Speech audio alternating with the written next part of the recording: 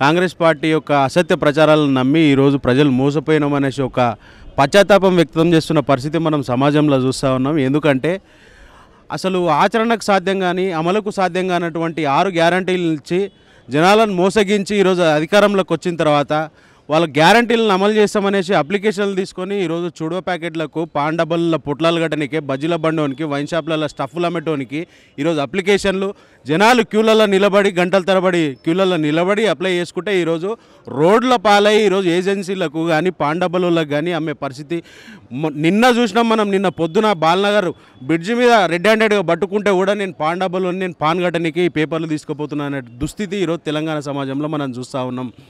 మరి అంతేకాకుండా రేవంత్ రెడ్డి ఏనాడు కూడా కనీసం అధికారంలో ఉన్నటువంటి పార్టీల ప్రజాప్రతినిధిగా కూడా పనిచేయలేనటువంటి అనుభవం లేని వ్యక్తి ఈరోజు తెలంగాణకు ముఖ్యమంత్రిగా ఉన్నాడు. అది మనం చేసుకున్నటువంటి దుస్థితి అనేసి ఈరోజు సమాజం సిగ్గుతో తలదించుకున్నటువంటి పరిస్థితి మనం చూస్తున్నాం.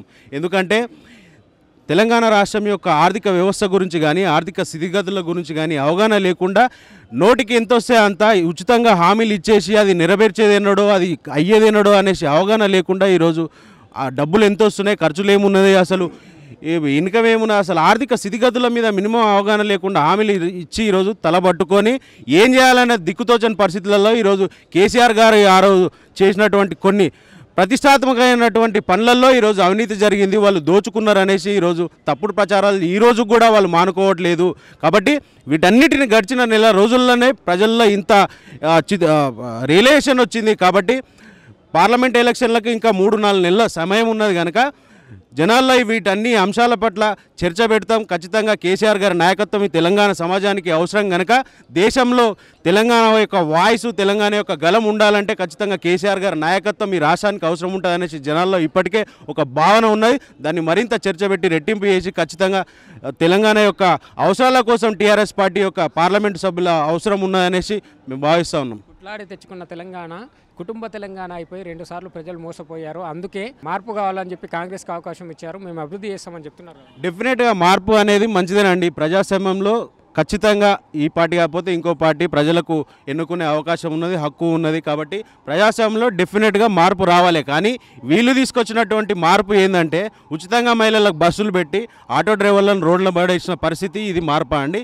ఈరోజు అప్లికేషన్ల పేరు మీద చుడువ పొట్లాలకు పాన్ డబ్బల పొట్లాలు కట్టనీకే వైన్సుల ముందల స్టఫ్ అమ్ముకోనికే అప్లికేషన్ ప్రజలు వాళ్ళు శ్రమ ఉంచి హైదరాబాద్ నుంచి వేరే నగరాల నుంచి ఊర్లలోకి పోయి క్యూలలో నిలబడి 100-200 ఖర్చు పెట్టుకొని అప్లికేషన్లు పంచితే వాడు ఈరోజు ఏ బాధ్యతతోని వాడు అసలు బయట వ్యక్తికి ప్రైవేట్ వ్యక్తికి డేటా అంతా కూడా ఇస్తారు. ప్రజలకు అక్కడ ఫోన్ నెంబర్లు ఉన్నాయి, వాళ్ళ డీటెయిల్స్ ఉన్నాయి, దాంట్లో ఆధార్ కార్డ్ డీటెయిల్స్ ఉన్నాయి. ఈ డేటానంతా కూడా ఎవరికి అమ్ముతున్నావు, ఎవరి బసం మీది, ప్రజల యొక్క నా యొక్క వ్యక్తిగత ఇన్ఫర్మేషన్ నువ్వు ఎవరికి ఇస్తావు, ఈ హక్కు ఎక్కడిది నీకు అసలు అనేసి ఏదో దారుణమైన పరిస్థితి మనం తెలంగాణ ప్రభుత్వం తీసుకొస్తూ ఉన్నది. కాబట్టి ఖచ్చితంగా తిప్పుకొట్టే రోజులు ముందే ఉన్నాయి. ఈ ప్రభుత్వం ఎక్క రోజులు కూడా ఉండే పరిస్థితి మనకు కనిపించట్లేదు. మనం కాదు, అసలు వాళ్ళే తిరస్కరించే పరిస్థితి ఈరోజు కాంగ్రెస్ ప్రభుత్వంలో ఉంటుంది. 6 గ్యారెంటీలు అని చెప్తున్నారు. ప్రభుత్వం ఏర్పడి 4 రోజుల్లో గడుస్తుంది.